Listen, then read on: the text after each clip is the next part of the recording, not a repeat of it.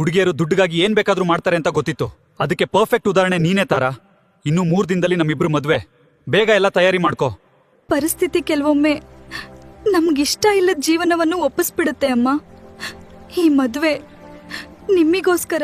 ಪರಿಸ್ಥಿತಿ ತಾರಾ, ನೀನ್ ಅರ್ಥ ಮಾಡ್ಕೊಂಡಷ್ಟು ಕೆಟ್ಟ ಹುಡುಗಿ ಅಲ್ಲ. ನೀನ್ ಅವಳ ಜೊತೆ ಕಾಂಟ್ರಾಕ್ಟ್ ಮ್ಯಾರೇಜ್ ಮಾಡ್ಕೊಂಡ್ ವಿಷಯ ನನ್ಗೆ ಮೊದ್ಲೇ ಗೊತ್ತಿತ್ತು. ಆದ್ರೆ ಅವಳ ಕಣ್ಣಲ್ಲಿ ನಿನ್ ಮೇಲಿರೋ ಪ್ರೀತಿ ನನಗ್ ಕಾಣಿಸ್ತೆ. ನಿನ್ಗೂ ಕೂಡ ತಾರಾ ಅಂದ್ರೆ ತುಂಬಾ ಇಷ್ಟ ಅಂತ ನನ್ಗ್ ಗೊತ್ತು. ತಾರಾಳಂತ ಹುಡುಗಿ ನಿನ್ಗೆ ಮತ್ತೆ ಸಿಗಲ್ಲ.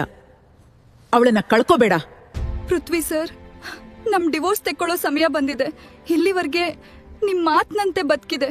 ಆದ್ರೆ ಇನ್ನು ಮುಂದೆ ನಿಮಗೂ ನನ್ಗೂ ಯಾವ ಸಂಬಂಧವೂ ಇರಲ್ಲ. ಹೋಗ್ತೀನಿ ಸರ್. ತಾರಾ, ದಯವಿಟ್ಟು ಈ ಡಿವೋರ್ಸ್ ವಿಷಯ ಮತ್ತೆ ತರಬೇಡ.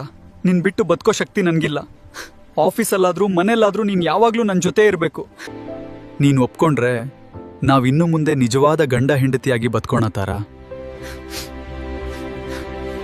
ಇನ್ನು ಮುಂದೆ ನಿಮ್ಮನ್ ಬಿಟ್ಟು ಎಲ್ಲಿಗೂ ಹೋಗಲ್ಲ ಪೃಥ್ವಿ ಸರ್. ನಿಮ್ ಪ್ರೀತಿ ಸಾಕು. ಇನ್ನು ನನಗ್ ಬೇರೆ ಏನೂ ಬೇಡ.